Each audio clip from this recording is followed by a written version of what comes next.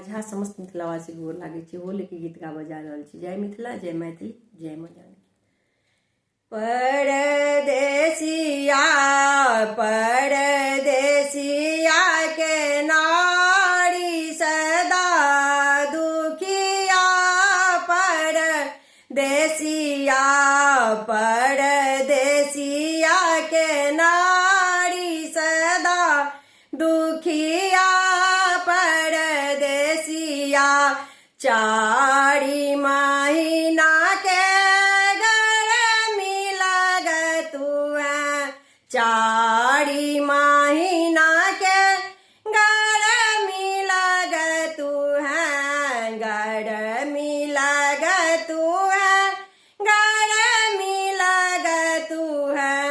कहियो ने सुतलौं डोला के बेनिया हो, कहियो ने सुतलौं डोला के बेनिया, परदेसिया परदेसिया के नारी सदा दुखिया, परदेसिया चारी महीना बूंद परतु है, चारी महीना बूंद परतु है, बूंद परतु है, बूंद परतु है।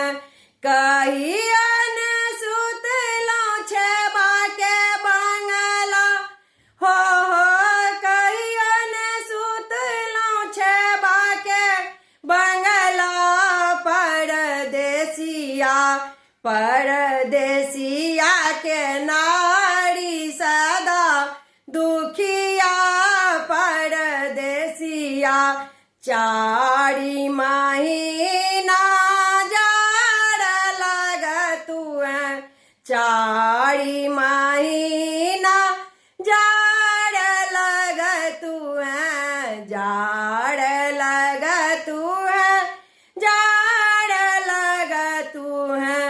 कहियो ने सुतलौं भाड़ा के सिरक हो, कहियो ने सुतलौं भाड़ा के सिरक, परदेसिया परदेसिया के नारी सदा दुखिया, परदेसिया परदेसिया के नारी सदा दुखिया, परदेसिया।